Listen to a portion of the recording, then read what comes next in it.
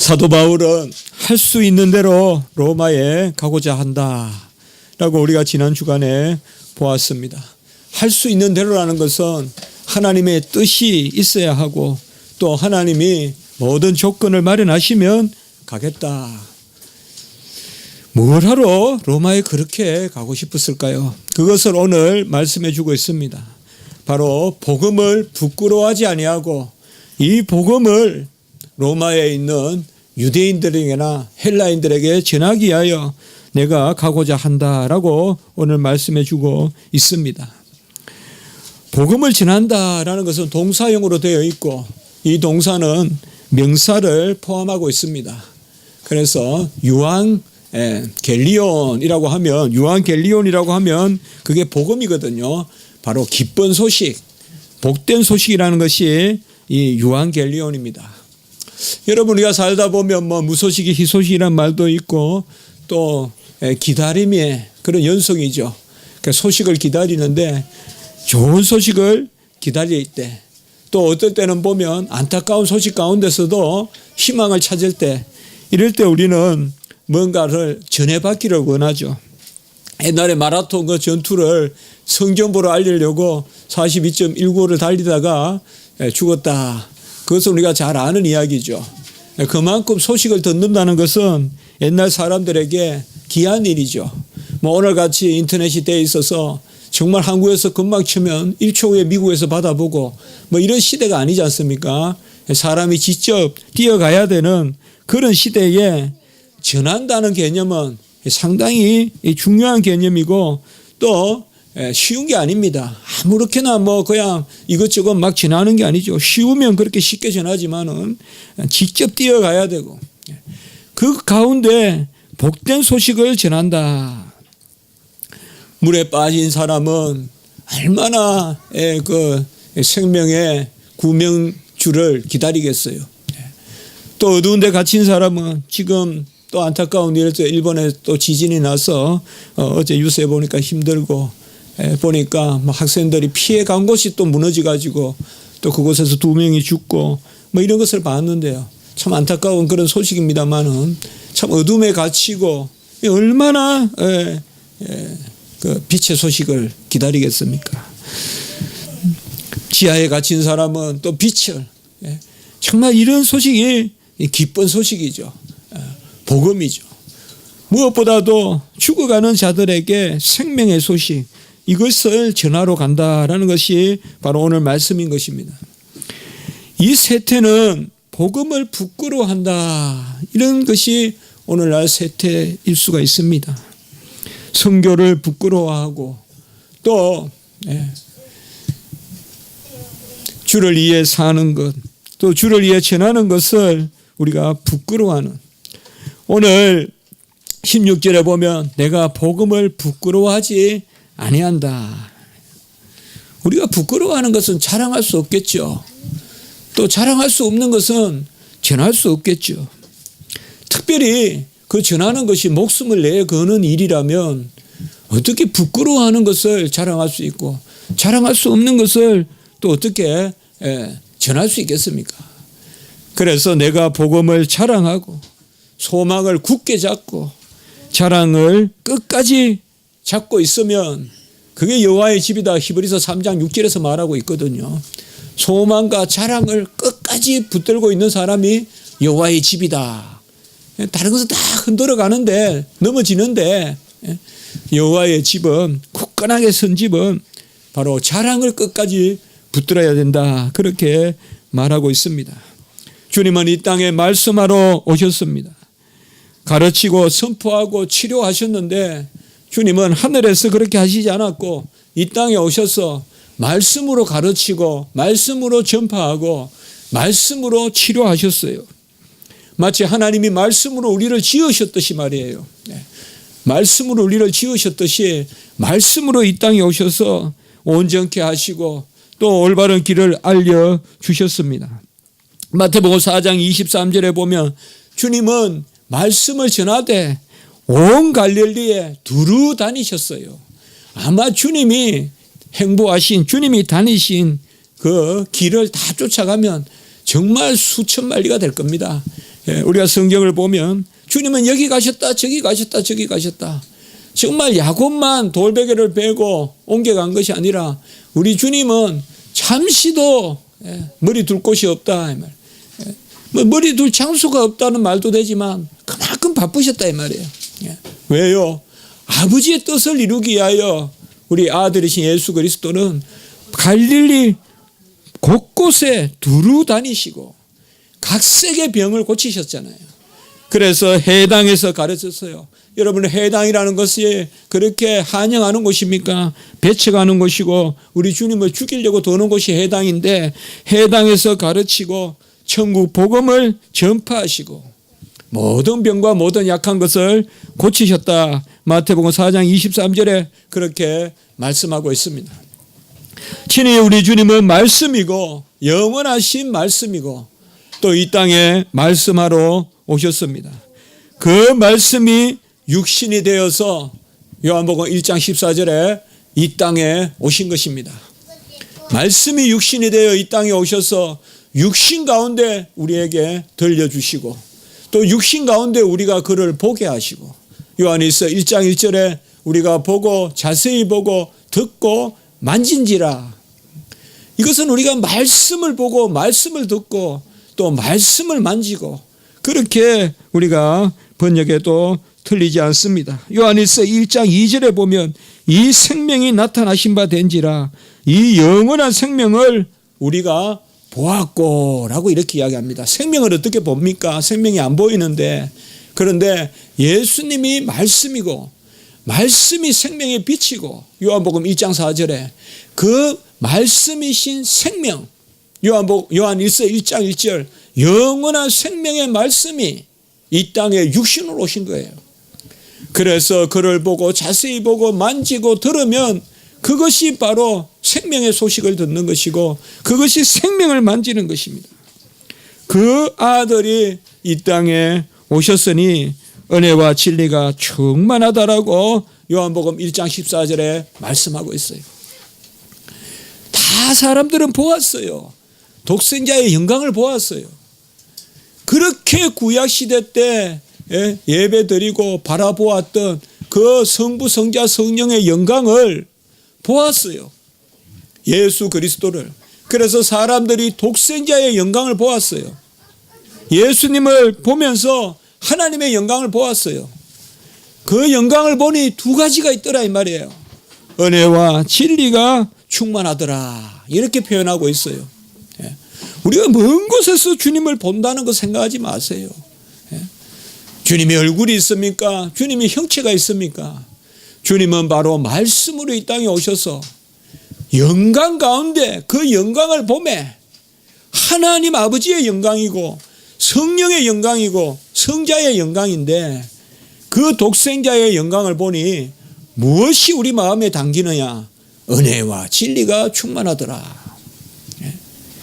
진리 가운데 은혜를 우리가 알고 진리 가운데 은혜를 우리가 인정하면 그게 독생자의 영광에 참여하는 거예요.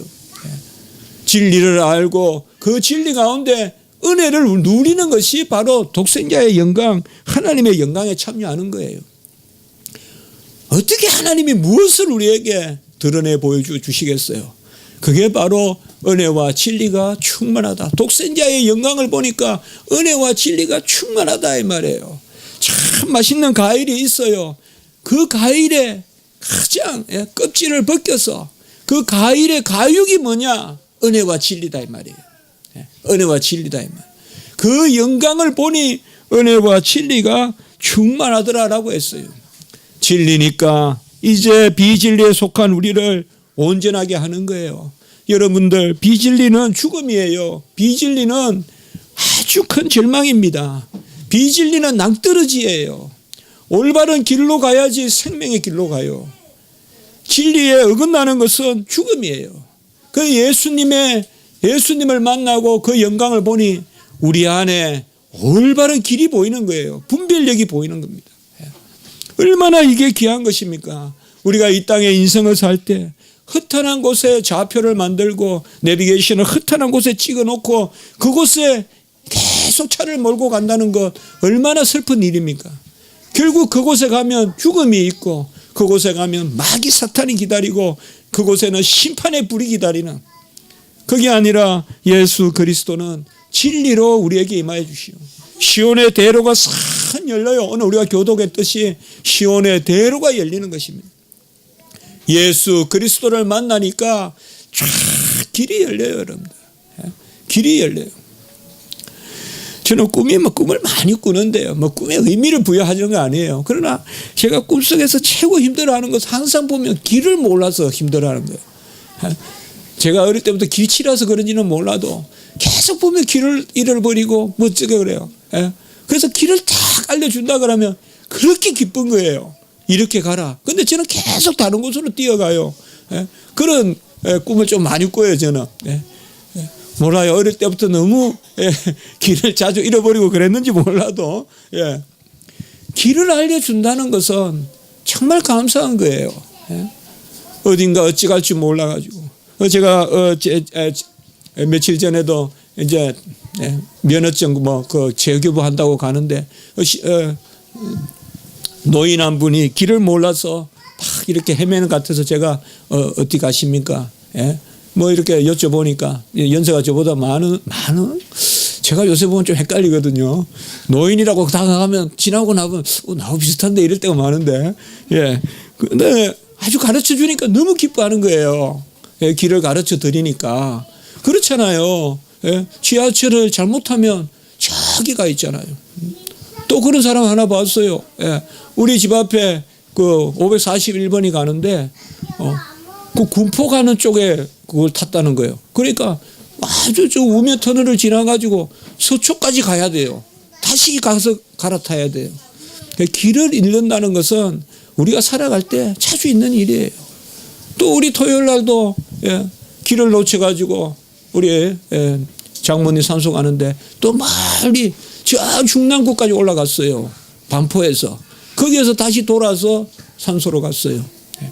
정말 진리를 우리에게 알려주신다면 다시 세상에도 진리를 찾아서 주유천하하고 모든 세상을 돌아다니고 스승을 찾고 그렇게 하는데 우리는 예수 그리스도가 바로 진리입니다. 그런데 그 진리는 죽은 진리가 아니에요. 날카로운 화살과 같은 진리가 아니에요. 양철과 같은 진리가 아니라 은혜의 진리다 이 말이에요. 주님은 길을 가르쳐 주시는데 그게 생명이다 이 말이에요. 길이요 진리요 생명이다 이 말이에요. 주님이 가르쳐 주시는 길에는 무화과 나무의 열매가 가득해요. 바로 우리가 새하늘과 새 땅에 그 생수의 가시리의 열매가 끊임이 없듯이 주님이 가르쳐 주시는 길에 서면 끊임없는 은혜의 역사가 일어나는 것이요. 그래서 예수님은 이 땅에 오셔서 말씀이 이 땅에 오셨는데 그 예수님을 만나니까 그 하나님의 영광이 보이고 그 영광 가운데 우리에게 길을 알려주시고 은혜를 주시더라 이 말이에요. 우리가 이 땅에 살면서 두 가지만 있으면 되지 않아요, 여러분들? 어디로 가야 될 것인지 그리고 은혜 가운데 그 길을 인도해 주시는 것, 이 두 가지만 있으면 되잖아요. 이게 바로 복음이라고요. 우매한 백성들, 우상에 빠져서 사는 백성들, 세상에 온갖 헛된 것, 잡된 것을 섬기는 사람들, 나무에 절하고 돌에 절하고, 요새도 그런 사람들이 있더라고요. 젊은 사람이 말끔히 등산복을 차려입고는 돌 앞에 와서 절하고 돌에만 절하는 게 아니에요. 그래서 저 사람 참 꼭 보니까 교회 다닐 법한 사람인데 돌에 와서 막 이렇게 막 절을 해요. 근데 내려오는데 또 나무 앞에서 그러는 거예요. 돌은 또 소망탑이라고 만들어 놨으니까 뭐 버릇대로 저렇게 한다 했는데 무슨 나무 앞에 가서 또 막 그렇게 하는 거예요. 그래서 속으로 참 간절함이 있는갑다. 첫째 마음은 누가 자녀가 시험 쳤냐 아니면 누가 무슨 일이냐 그런 마음이 들었지만 그 다음에는 곧 불쌍한 마음이 들더라고요. 복음을 전해야 되겠다 그런 마음이 있는데 제가 전하지는 못했어요. 전해야 되는데 길을 알려주시고 그 길을 안내해 주시고 그 길을 끝까지 이끌어 주시는 주님은 길이요 진리요 생명이다 이 말. 진리를 알려주시고 그 길의 동무가 되어주시고 길이 되어주시고 마지막 열매인 영생의 열매까지 주신다 이 말이에요. 그래서 내가 길이요 진리요 생명이다 이 말이에요. 이게 예수 그리스도의 독생자의 영광입니다. 뭐 하나님을 보니 뭐 내가 날아다니고 뭐 하나님을 보니 뭐 우리 곳간에 황금이 넘치고 그게 뭐가 필요했습니까? 그게 뭐가 필요했어요? 하나님의 영광을 보니 길을 알고 진리를 알고 생명이 내 안에 역사하는 그것이 바로 복음이요. 예수님이 이 땅에 오신 것은 그것을 우리에게 생생히 보여주시려고 들려주시려고. 요한일서 1장 3절에 보면 보고 들은 것을 요한일서 1장 3절 우리가 보고 들은 바를 너희에게도 전하면 너희도 우리와 사귐이 있게 하려 함이라. 보고 들었단 말이에요. 보고 들은 것을 너희에게 전하면 너희도 우리와 사귐이 있게 하려 합니다. 주님이 이 땅에 오신 것은 바로 생명을 보고 생명을 들으라고 약동하는 그 생명을 들으라고 이 땅에 오신 것입니다. 믿음은 들음으로 들음은 그리스도의 말씀으로 그 말씀이신 예수 그리스도께서 친히 이 땅에 오신 것입니다. 주님은 빛이십니다. 주님은 생명이십니다. 그가 우리에게 진리로 임하신 것입니다. 주님 안에 거하면 작은 씨앗이라도 엄청난 겨자나무와 같이 큰 그늘을 만드는 큰 나무가 되는 것입니다. 그게 바로 길과 진리입니다. 여러분 우리 인생을 한번 생각해 보세요. 얼마나 많이 우리는 시행착오를 합니까?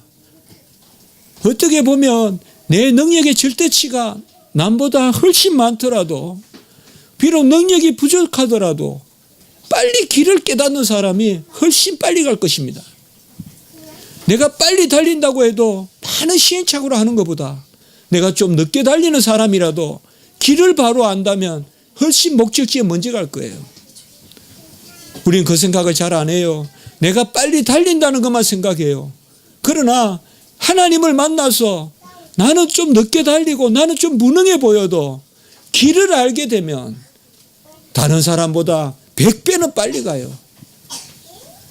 살아보면 그렇더라고요. 주로 헛한 거, 쓸데없는 거, 잘못된 거, 거기에 얼마나 많은 시간을 우리가 허비할까요?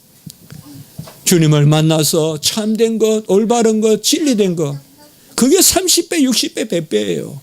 주님을 만나면 내 작은 것이라도 주님은 행하신 것이 하나도 그릇된 것이 없고 말씀하신 것을 하나도 행하시지 않은 것이 없기 때문에 주님 안에 거하면 진리가 역사하는, 진리가 은혜 가운데 이루어지는 그것을 우리가 경험하게 되는 거예요. 그래서 주님이 이 땅에 오셔서 가르쳤는데 그 산상복음 그곳에 가르침을 받고 사람들이 마태복음 7장 29절에 보면 그 가르치는 것이 근세 있는 자와 같고 서기관들과 같이 아니함이라 라고 말씀했습니다. 여러분 우리 성도님들은 근세 있는 주님의 말씀을 들어야 됩니다. 이 말씀이 우리에게 임하면 쫙 길이 열립니다. 보여요. 위로부터 쫙 우리의 길을 열어주세요.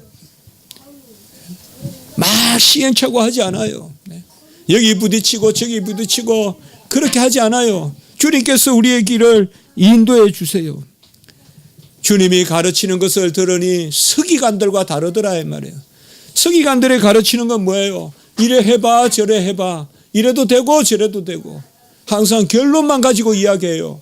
그러나 하나님이 우리에게 가르쳐 주시는 것, 주님이 우리에게 가르쳐 주시는 것은 지금 과정을 가르쳐 주세요. 지금 시작을 가르쳐 주세요. 세상은 결론만 가지고 이야기해요. 그러나 주님은 처음이자 끝이 되시기 때문에 그것이 바로 근세 있는 가르침이십니다. 주님은 죽기까지 근세를 보이셨어요. 다 이루었다 하시고 죽으셨어요. 이 말은 말씀만 하시는 게 아니라는 거예요. 다 이루었다 하시고 우리의 죽음을 가져가시는 죽음을 죽으신 거예요. 주님은 하신 대로 말씀하신 대로 다 이루셨습니다. 우리가 주님의 이 능력에 동참해야 돼요. 그런데 복음은 이 능력이 있어요. 오늘 16절에 보시면 복음은 믿는 자에게 구원을 주시는, 같이 합시다, 하나님의 능력이 됨이라. 복음은 죽은 그러한 언어가 아니에요. 복음은 생명의 언어고 능력의 언어고 빛이에요. 그 복음의 말씀을 받으면 그 말씀을 받는 우리에게 힘이 쏟아요. 그 힘이 쏟고 이 복음을 받으면 주님이 우리 안에 살아 계셔서 친히 강구해 주세요. 요한일서 2장 1절에 보면 아버지 앞에서 우리에게 대언자가 있으니 바로 예수 그리스도께서 우리를 위하여 대언해 주시는 것입니다. 그러므로 복음에는 능력이 나타납니다. 믿음의 복음에는 이 말씀을 믿으면 바로 능력이 나타납니다. 모든 믿는 자에게 능력이 나타난다. 말씀을 믿으면 믿음의 역사가 일어납니다. 데살로니가 교회와 같이 믿음의 역사, 믿음의 역사가 일어납니다. 그래서 그 믿음의 역사로 우리에게 능력이 나타난 것입니다. 예수 그리스도를 만나는 것입니다. 그 예수 그리스도가 영원한 생명이고 요한일서 1장 2절 또 요한일서 2장 25절에 보면 영원한 생명이라 그랬어요. 우리가 일상을 살면서 얼마나 많은 어려움을 겪습니까? 또 우리가 여전히 어두운 가운데서 얼마나 신음할 때가 많습니까? 시시각각으로 우리에게 덤벼드는 마귀 사탄의 계계는 얼마나 많습니까? 정말 힘듭니다. 어렵습니다.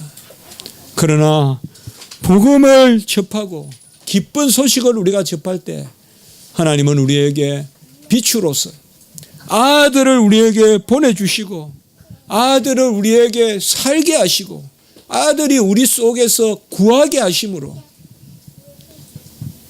이 복된 소식을 받으면 아들을 영접하고 그 아들이 우리에게 삶으로 이제는 내가 사는 것이 아니요 예수 그리스도께서 사시는 것이다 이 말이에요. 그러므로 누가 이것을 자랑하지 않을 수가 있겠어요? 우리는 어떻게 보면 가장 귀한 것은 부끄러워하는 경향이 있어요. 살다 보면 그럴 때가 있어요. 가장 귀한 것은 나에게 밥을 지어주시는 어머니인데 내 친구가 아닌데 나는 친구를 자랑하고 어머니를 부끄러워할 때가 있다고요. 가장 귀한 것을 오히려 부끄러워할 때가 있어요. 그런 것이 이제 나중에 많이 해오가 되죠. 그때 그렇게 하지 않을 걸. 전에도 제가 한번 설교 때 말씀드린 것 같은데 어릴 때 어머니가 옷을 짜서 입혀주시면 그 막 털을 풀어서 다른 옷도 막 형들 거 옷 풀어가지고 또 짜주신단 말이에요. 손이 다 터가지고는 또 겨우 내내 싸가지고 주시면 그걸 나 속옷이라고 생각했는데 겉옷이라고. 겉옷을 입고 다니라는 거예요. 제가 그 사진 참 그 사진 있으면 좋겠는데 초등학교 5학년 때인가 그 사진 기억이 나요. 키는 컸어요. 저도 어릴 때 벌써. 그래 키는 큰데 그때 우리 큰 누나 결혼할 때 사진에 보면 그 옷을 입고 있어요 제가. 근데 그렇게 싫은 거예요 그 옷이.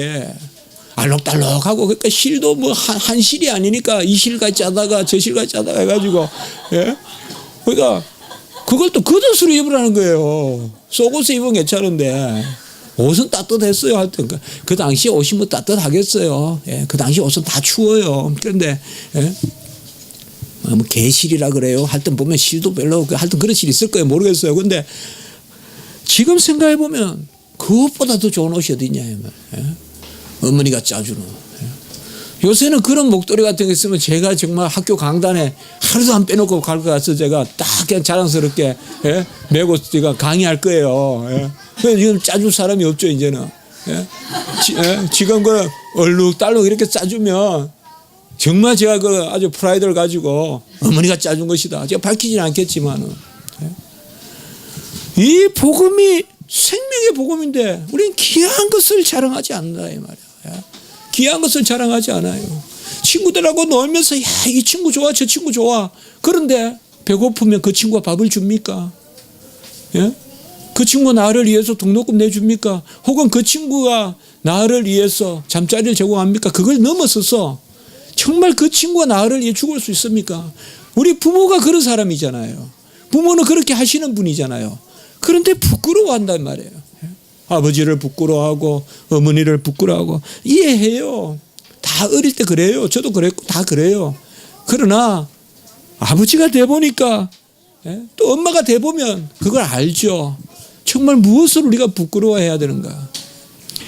이 시대가 복음을 부끄러워하는 시대다. 제가 신학대학교 다닐 때 책이 있었어요. 복음을 부끄러워하는 교회. 그때 벌써 그런 책이 있었어요. 이제 20년 전인데 요새는 아마 더 그럴 거예요. 우리는 복음이 나의 생명의 길이에요. 복음만큼 세련된 게 없고 복음만큼 고상한 것이 없어요. 복음만큼 고급스러운 게 없어요. 저급한 게 아니에요. 이것은 뭐 세상의 철학은 유치해 아주 찬란한데 복음은 유치하고 그게 아닙니다. 복음이야말로 가장 귀한 논리적이고 합리적이고 복음이야말로 그야말로 저는 사실 제가 구원받았다는 이런 가장 큰 즐거움, 확신 이런 게 언제 느껴지는가 하면 성경 말씀에 어김없는 이 질서 창세기부터 계시록까지 한자도 어김이 없는 이거 정말 저는 언제든지 고백할 수 있거든요. 정말 어떻게 보면 알면 알수록 어렵다는 것은 세상 학문이에요. 신학은 안 그래요, 여러분들. 신학은 알면 알수록 확신에 차요. 신학은 알면 알수록 끝이 있어요. 왜요? 끝을 아니까. 처음과 끝을 아니까 말이에요. 하나님을 아니까 우리는 신학은. 세상의 학문은 뭐예요? 알면 알수록 시작도 모르고 끝도 모르니까. 알면 알수록 모른다고 하는 게 맞아요. 세상 학문은. 그러나 하나님을 아는 지식은 그게 아니에요. 알면 알수록 더 명료해요. 왜요? 그가 처음이고 끝이기 때문에. 그가 처음이고 끝이기 때문에. 우리는 여호와를 안다. 여호와를 확실히 안다. 믿고 확신하는 바에 거한다라고 말하는 것입니다. 사도 바울은 이 복음을 전하기를 원했어요. 왜? 이 복음은 모든 믿는 자에게 구원을 주시기 때문에. 그리고 이 복음이 바로 예수 그리스도께서 이 땅에 오셔서 누구라도 이 복음을 믿고 이 복음을 듣고 사도행전 4장 20절에 보면 우리는 보고 들은 것을 말하지 아니할 수 없다라고 요한과 베드로가 말씀하고 있어요. 초대교회에서. 보고 들은 것을 전한다 이거죠. 복음은 우리가 본 거예요. 우리는 다 복음을 봤어요. 우리는 다 복음을 들었어요. 욥기 42장 5절에 보면 내가 주께 대하여 귀로 듣기만 하였었더니 이제는 눈으로 주를 배움나이다. 욥이 오랫동안에 그 어려운 가운데 하나님 앞에 질문을 던지고 이제 하나님의 섭리를 깨닫고 나서 결론적으로 한 말이 여기에 있어요. 여태껏 귀로 듣기만 하였었더니 이제는 눈으로 주를 배움나이다.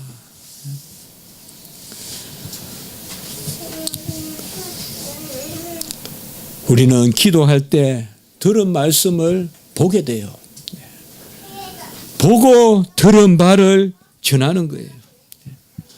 아까 요한일서 1장 3절에도 말했죠. 우리가 보고 들은 바를 너희에게 전하면 우리는 보고 들은 것이에요. 복음은 단지 듣는 게 아니에요. 복음은 목도하는 거예요. 복음은 보는 거예요. 거기 너 있었느냐 그때에 복음은 십자가 아래로 우리를 이끌어가는 거예요. 십자가가 밝히 보이거늘 갈라디아 3장 1절 복음은 우리가 보게 하는 거예요. 그 보여주시려고 예수 그리스도께서 이 땅에 오신 것입니다. 저는 우리 십자가지기 교회를 위하여 기도할 때마다 이런 보여주심을 하나님이 깨닫게 하세요. 내가 십자가지기 교회를 사랑하노라. 내가 너희를 은혜 가운데 인치노라. 내가 너희를 붙드노라. 너는 두려워하지 말고 강하고 담대하라. 그런 말씀을 우리에게